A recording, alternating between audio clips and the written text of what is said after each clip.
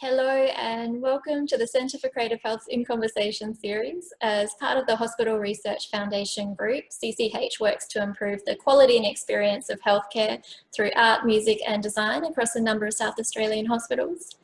This series highlights members of the community who assist CCH in presenting our arts and health programs and allows us to focus on some of the amazing work these professionals do. My name is Fiona Borthwick, and today we're speaking with two very talented performers and theatre makers, Ashton Malcolm and Josephine Weir. Hello, Ashton and Josie, welcome. Hello. Hi.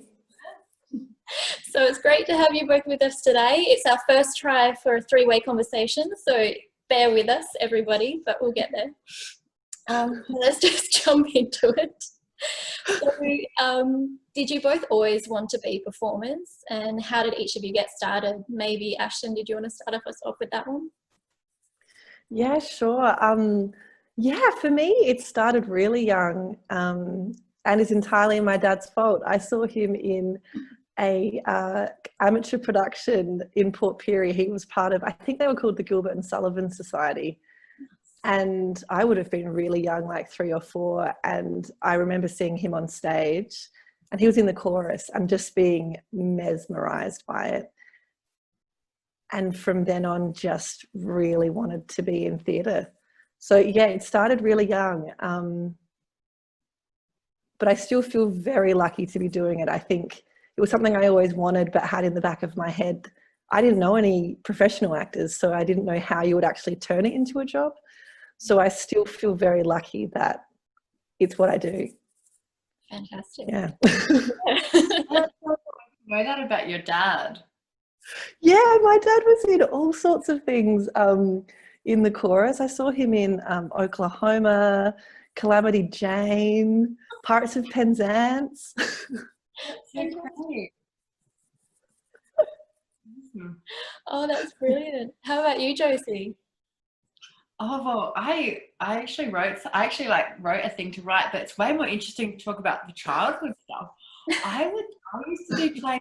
I don't remember seeing like my first show, but really, I don't remember what it was as a kid, but I used to do plays as well as a kid all the time. Like at Christmas, we always did like a Christmas play that we'd like get ready after we were eating heaps of food. And with my next door neighbours, that we had 2 neighbours next door, Canaldo and Kiriki, they were the same age as me and my sister and I, Alice, and we would get together and make plays all the time and do heaps of videos and comedies and pretending to be our parents and lots of very ridiculous, yeah, just heaps and heaps of fun all the time, just always making plays. Yeah, so I think that's probably what made me want to do it. And then I guess the same as you, Ashton, like you never really think, oh, well, that could be your job one day. It's just like, oh, it's just really fun and you want to keep doing it and you don't really think you'd be very good at much else. How did your parents feel, Josie, about your interpretations of them? Oh, I think they loved it. I used to love it. Although I remember getting in trouble once because we did, Canada and I did a performance where we were doing this song about nature and all the rivers and the trees, and we got these lollipops and we were going to like distribute them. This is participation, this audience participation. I love that. Yeah. At the end of the song and grab the lollipops and like ditch them to the audience, and they threw them really hard and they like hit people in the eye and stuff. Safety issue there, but no, sounds good. It's funny you mentioned the performances you did as kids, because my family, we did that as well. I have 2 older sisters, and we put on performances for our parents. And for some reason, I remember we had hand puppets of Australian animals, and so it always featured those. But I didn't go on to be a performer, and that's possibly a good thing. Hey, it's not too late. It could be time to bring those puppets back out again. It could be, but I have vivid memories of those puppets. Anyway, digressing from that. So do you often perform together as a team, or how did you come to perform together? You can start, Sorry, Josie, if Josie, you did like. wanna start? After you. We often do perform together, and we often also work with Meg Wilson. We kind of have a bit of a trio that we like to get together and make things. But I was trying to think of what year it was, Ashton. Maybe it was 2014. I think around then. I'm terrible at remembering dates, Yeah. but I think it was around then. I Yeah. think it was then as well. But we first met during. I don't think I met you before this. Maybe we had, but we hadn't properly spoken. We've met during a residency at Vital Statistics. They have the adhocracy program, and they also have a residency that they do every year through that. And this year that we did it was with Rosie Dennis, and it was called Future Present. It was about climate change in primary industry, and we just really hit it off. And I remember we were just really enjoyed talking about like different ways of performing and different performance spaces and things that didn't quite fit into traditional theatre and ways of making. And then also I remember Meg saying, I'd like to perform. And that was like, we chatted about trying to push someone who didn't want to perform to perform. We never let her forget it. We try and put her in everything we make. Fantastic. Yeah. I think that's it really, wasn't it? Yeah, that was such an eloquent answer, Josie. I might pinch that for next time someone asks me. Yeah, I just remember part of that residency, we did lots of long car trips because we'd go and visit farms and different producers and things like that. And I remember being in the back seat with Meg on one of these car trips. And yeah, having those conversations Josie was saying about realising the kind of theatre we wanted to see or the kind of visual art we wanted to see and wanting to make it. And I think also realising that we all had a similar sense of humour. Yeah. Like I feel like Josie and Meg were two of the first people I got in a rehearsal room with and was entirely myself. I just couldn't help myself. There's just something about the two of them that invites that level of authenticity and ridiculousness. And since then, we've pretty much found ways to work together all the time. Whenever something comes up, we'll suggest to each other, and we push up with a lot of like performance art, done a bunch of visual art things with Meg, and it's been nice straddling those worlds. Yeah, it's interesting how they fit together, performance arts, theatre, how the slight differences, but then the interactions that they also have. Yeah, Absolutely. And I think it's interesting, Josie, you saying before about getting in trouble when you were a kid for throwing lollies into the audience, because I feel like that level of participatory theatre and immersive experience is something that absolutely I've learned a lot more through working with you. Like, oh, what can we give to the audience and how can we surprise them or make them a little bit uncomfortable or playful? How do we not into them? Also an important question. Yes, very important. Yeah. Well, we were very happy that you are a team because you're a fantastic team. And working with us earlier this year, you developed a performance called QT Quiet Time, which was performed at the Royal Adelaide Hospital during Fringe Festival. Can you explain the premise behind this performance and what it involved? Mm-hmm. Josie, do you want to start us off? Sure. Well, I think the premise really started from you, Fiona, in a way, because you were telling us about what the parameters were for this performance space of the hospital. And I think early on we were talked about how it couldn't be too loud and it had to sort of fit within this world of the hospital without being I don't know, like too offensive or something. It sort of had to sort of nestle in that world. And then we took that and we thought, how can we kind of work to fit within that world? And then we just started talking about quiet activities and these kind of things. And Ashton, you probably have some things to add in terms of the Starlight perspective, but in our family we have this saying of QT, which is what we call quiet time, and I thought that I suggested this idea to Ashton about maybe it could be an exploration of QT and what all the things that quiet time kind of offer you, and how it kind of it can enable you to sort of go to an imagined place or have a different kind of experience when you are having some QT. And maybe, Ashton, that's a good point for you to jump in about the Starlight stuff in terms of that sort of. Yeah, absolutely. Yeah, I was really excited, Fiona, when you approached us about making something because, yeah, like Josie said, I've been working as a captain Starlight with the Starlight Children's Foundation for 8 or 9 years now. Yeah. And we spend a lot of time in hospital environments trying to provide positive distraction and disruption and playfulness and imagination.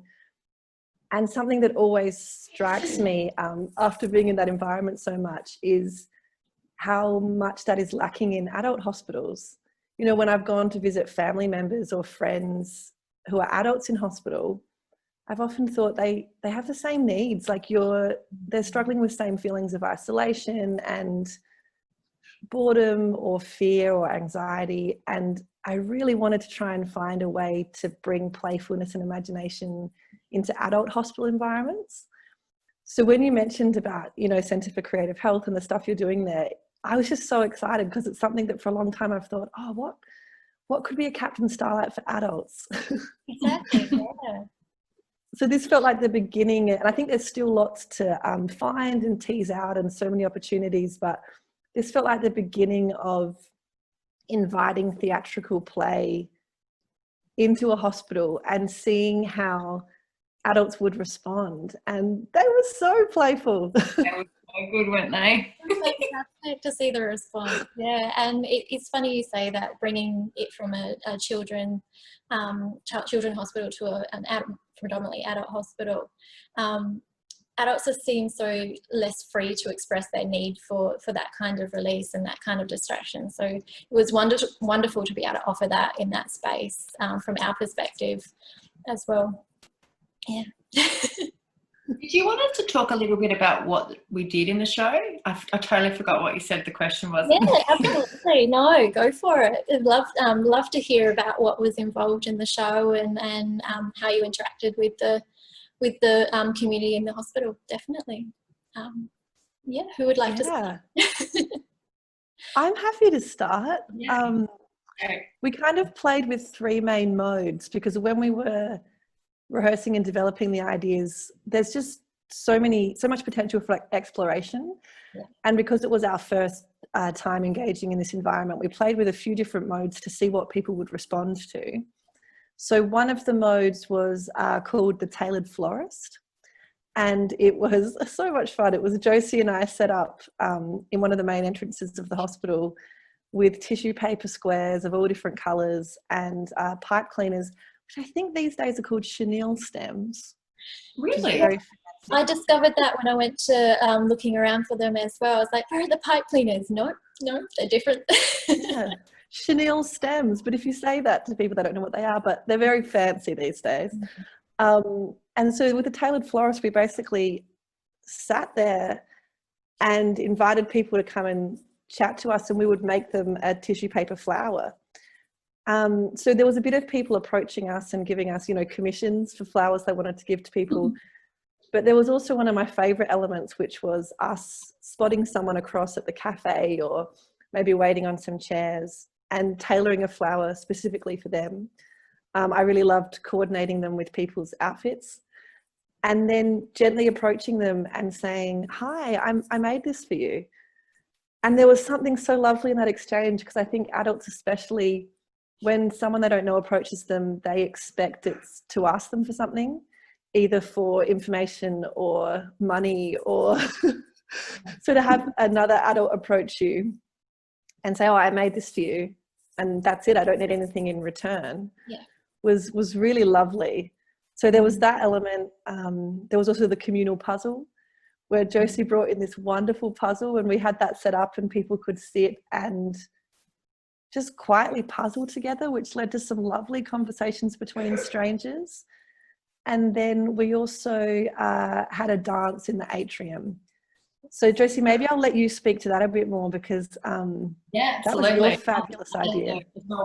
We had Steve Sheehan on the grand piano, underscoring the Tailored Florist, which was just the cherry on top. He was absolutely perfect, playing Lou Reed, Perfect Day, and Moon River to kind of underscore this strange florist, which was awesome. But we had, so in the atrium, Fiona, as you probably remember, we created this movement sequence that was based on old observations of people and gestures that we observed when we were hanging out in the foyer in the weeks leading up to the performance. And so it was all based on things that we observed that were around waiting or reflecting or having a moment of private, quiet time. And we played a bit at Rumpus, the theatre in Bowden, to assemble it, put it together, and then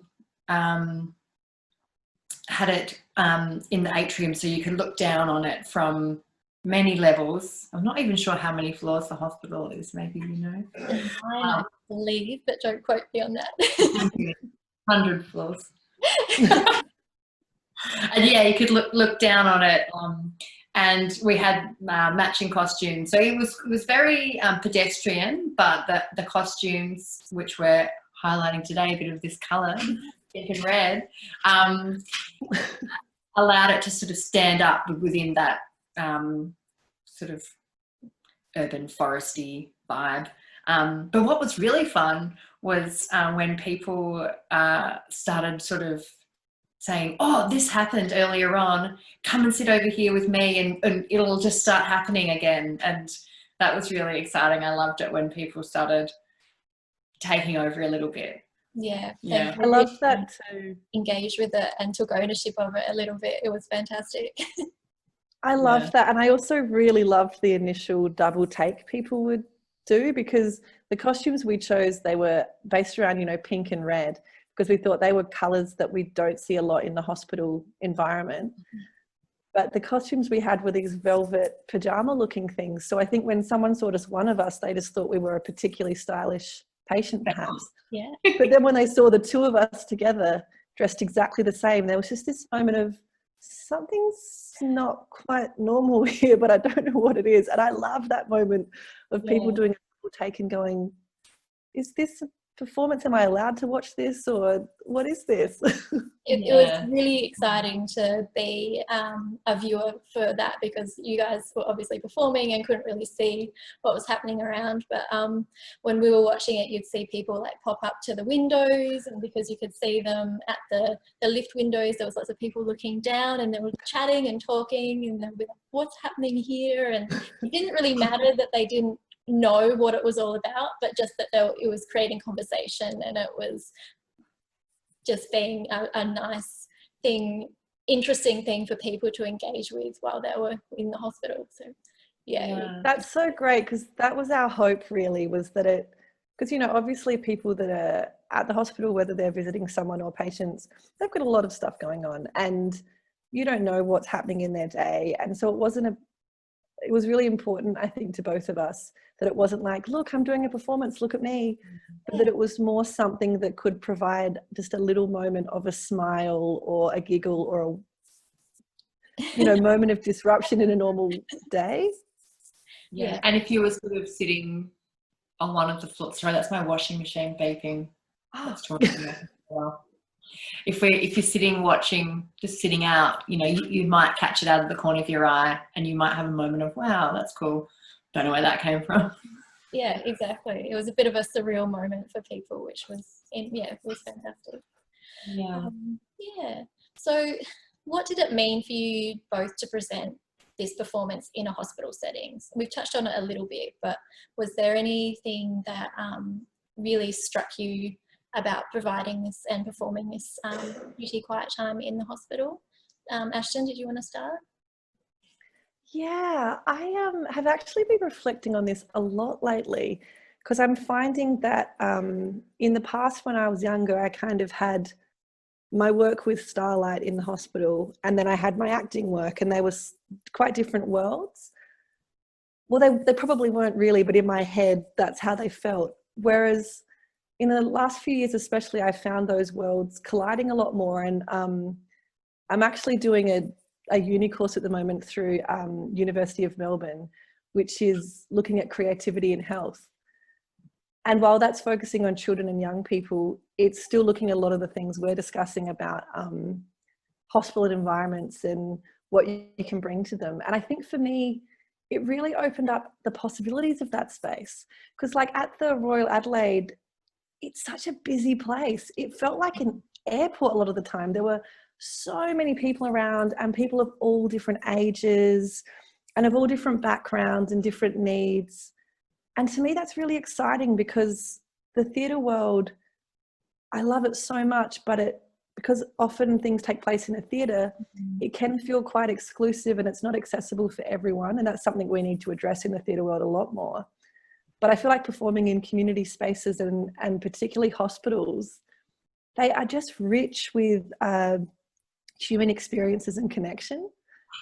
So, you know, doing the work at the Fringe, and then this course I've been doing over the past couple of months, I feel like I'm enjoying thinking about that world a lot more, and how we can bring more engagement and connection to spaces that traditionally maybe haven't been used for that, and how that can actually enrich people's well-being and recovery journeys as well. Yeah.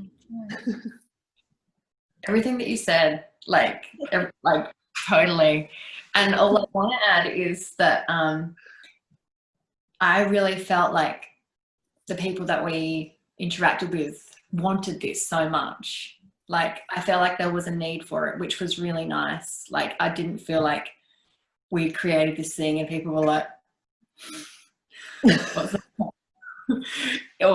I felt like they were really hungry for it. And it's interesting what you say about this being a space where there's so many rich, you know, experiences, and we don't know what people are dealing with when they come into that place, or we don't know why they're there, or there's a few reasons that it could be.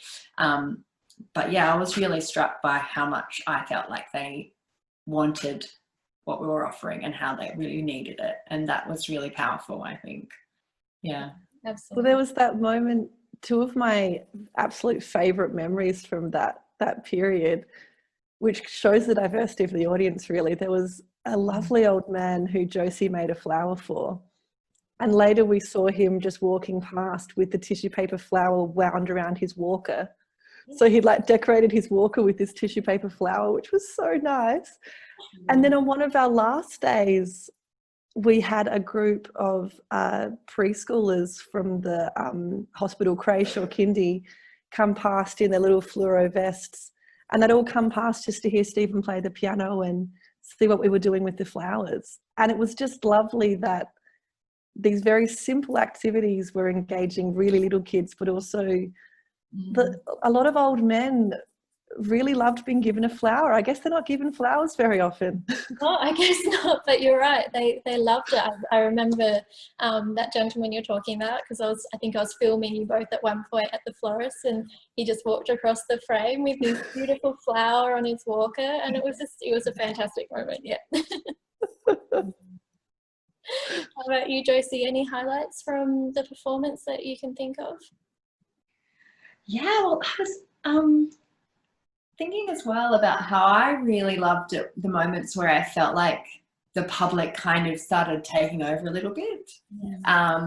And so, yeah, definitely those moments where people were like, started telling their friends about the time when the performance was going to happen in the atrium, and they kind of told their friends, and it's sort of those moments I really and another example of that was a man who had been watching for a while what we were doing with the tailored florist, and had been kind of telling people. He just kind of became part of it, which I love. And then he came over near us, and he ended up sitting with us as we were making the flowers. and he ended up being the person that would choose who they were for, because he told me that he could read auras, and he became our person to say they need a flower today. And every person he said they need a flower today, when we brought them over a flower, they really appreciated it, and they were 100% like, thank you, like I needed this today. So yeah, I love the moments where I felt like everyone was kind of taking over, if that makes sense.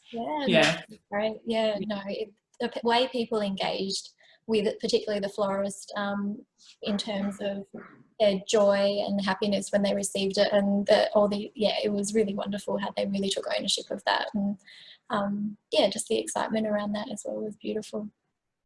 And just that you also worked with us on another project during lockdown as well, where you helped us by creating more handcrafted flowers. So like the tailored florist flowers, you made a few more for us, and they were distributed to the ICU night nursing staff at the RAW in their wellbeing packs.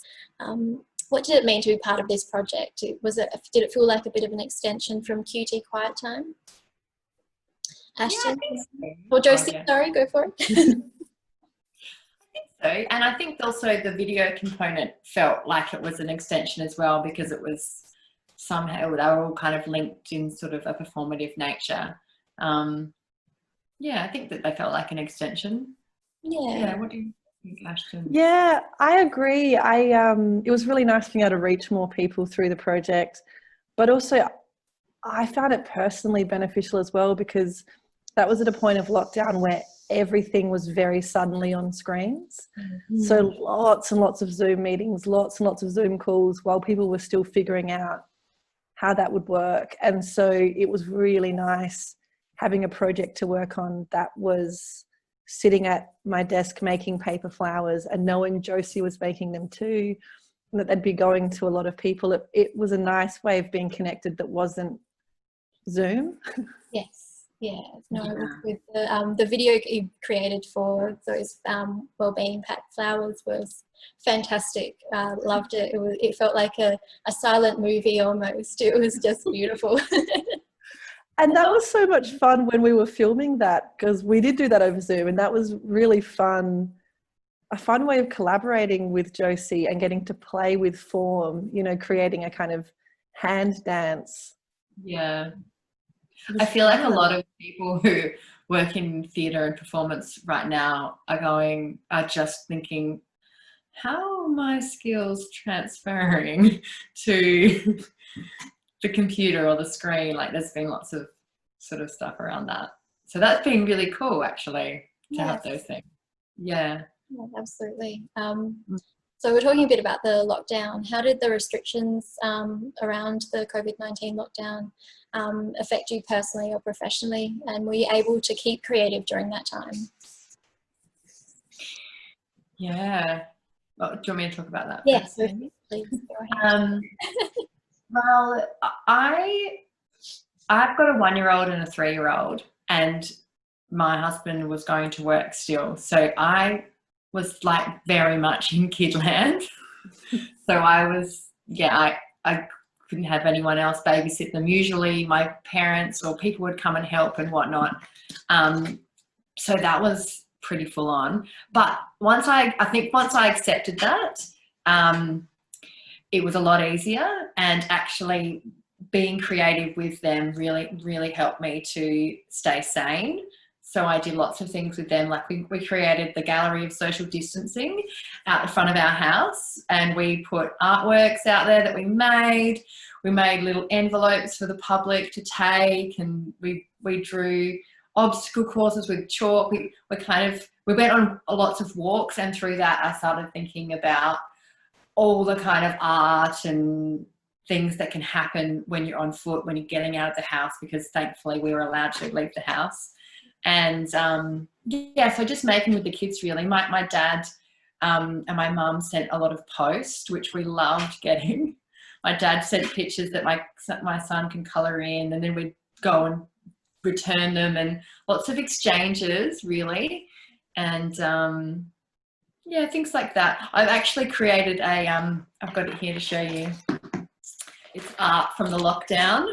Oh, fantastic. So we basically, like my son and I, we did pictures every single day. And then I thought maybe I'll just keep them as this kind of weird memento to this strange time. Yeah. And I started writing again a little bit more, and which was really fun actually. And I started to write a kid's book. So who knows what will happen. Oh, But yeah, I think that actually staying creative through that time really helped me stay sane.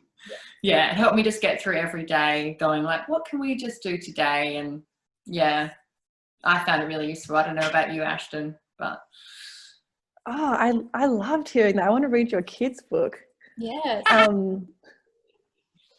Yeah, I felt very grateful to be a person who processes things creatively during this time, because it definitely helped me a lot.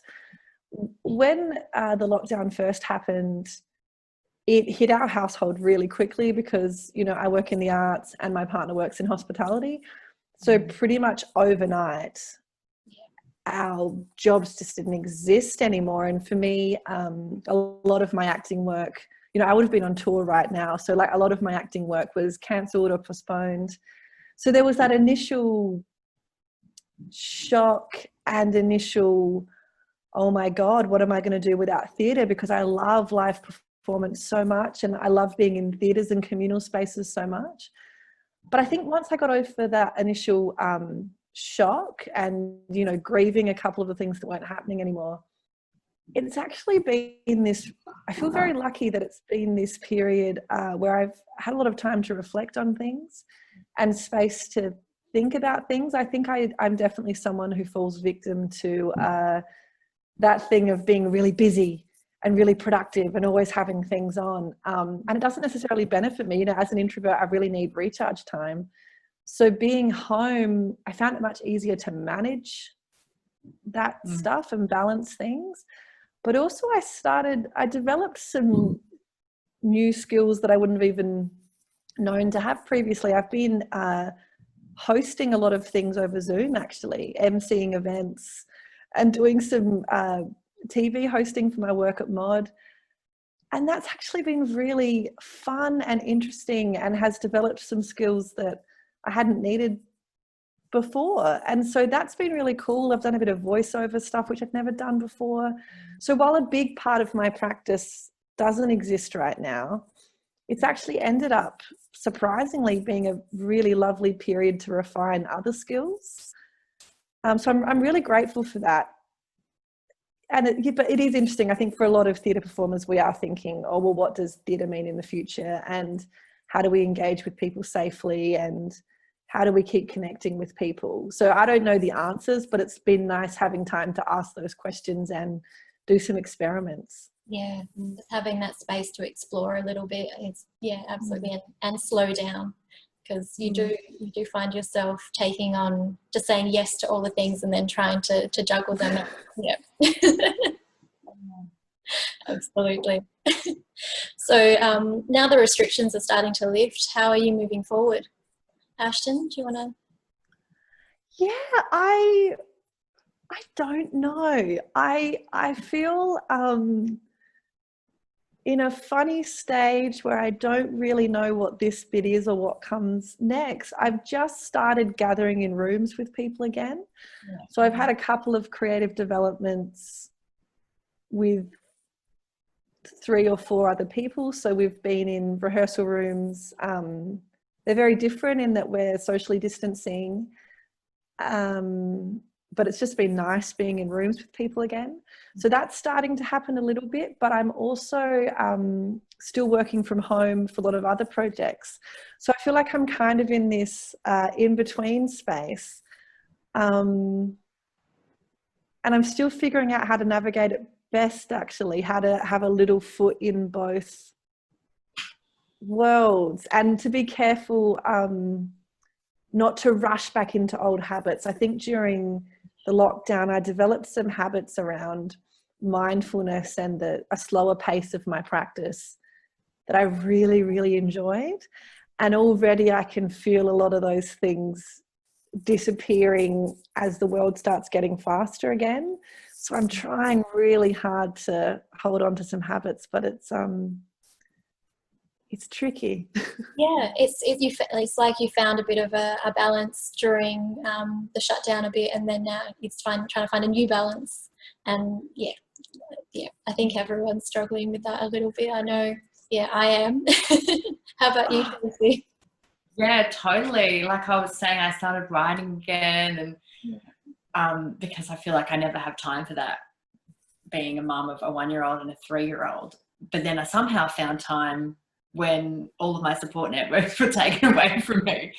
And I feel like I need to actually try and maintain that as well, because like you said, you start rushing out. You know, I'm the same as you, Ashton. I've been back in the rehearsal room, I think, on a couple of creative developments, I think from 3 weeks ago. I think you've been in before me, but yeah, you start going, okay, this is the new normal.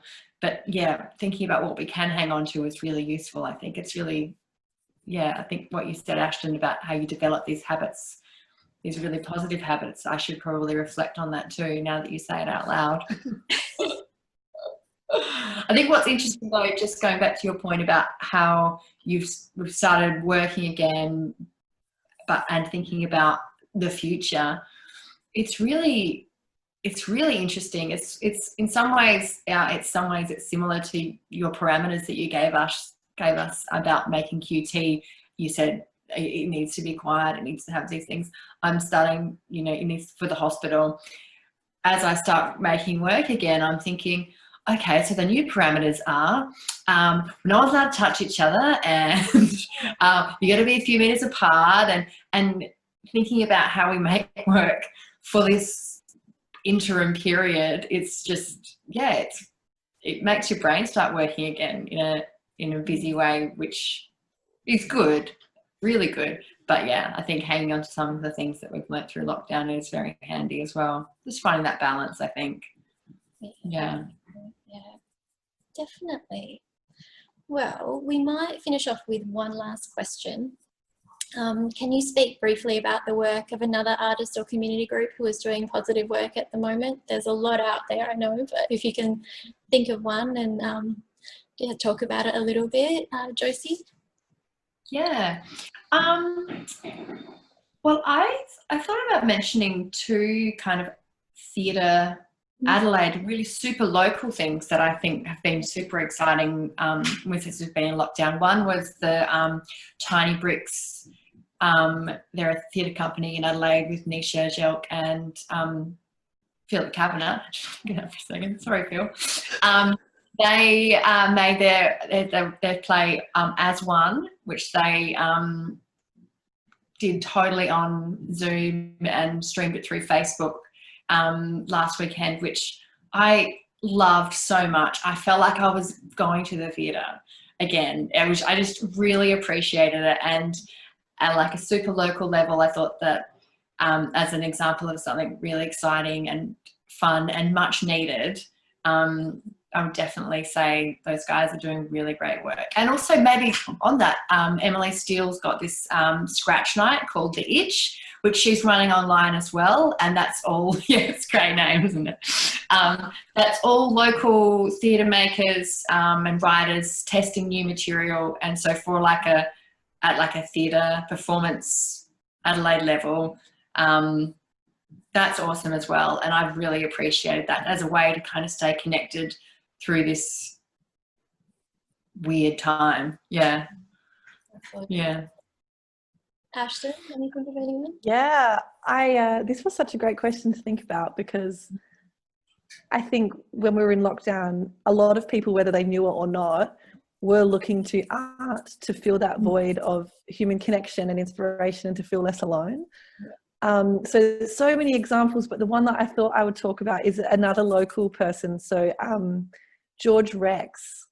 So she is a local illustrator, writer, comic maker, and I love her work. I really recommend following her Instagram, George Rex Comics. I think that's what it is. Yeah, I got it up to make sure. So she's been doing amazing work. And two things in particular that I just thought were beautiful reflections of the times. So with Mod Museum, she drew some weekly comics about living and making in isolation. And they're just so on point, like the way she talks about adjusting to those times and living at home and working at home. And she does it in her really beautiful, human and very funny and vulnerable way.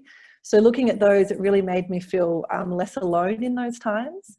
And she also is doing this really cool thing called, I think it's called Inky Fingers, because usually she runs workshops in person for comic makers and particularly young people. And she hasn't been able to do that. So I thought a really clever adjustment. She started doing monthly comic club where she would pick a task and people could sign up and she would send them in the post materials and an activity so that they could keep engaging. So it's those kinds of things that I've been quite inspired by. It's interesting with artists. I think artists are very good at being resilient and creative and finding new ways to make. So while these have been very difficult times for a lot of artists, and a lot of us have fallen through the gaps in terms of federal funding initiatives, there's also been amazing creativity coming out and ways that people are still connecting and making. So that's what I keep coming back to. And in Adelaide especially, there's been so much amazing art happening from local people. It's really exciting. It has been. It's been really wonderful. Yeah, which is great. Yeah, no, thank you very much. So that will bring us to the end of the conversation. So thank you both for joining us today, and everyone else for joining us as well. If you have any questions or if you're looking for further information about the Centre for Creative Health's programs or our In Conversation series, check out our website and social media platforms. But for now, big thank you to Ashton and Josie, and we'll see you soon. So bye. Bye. Bye.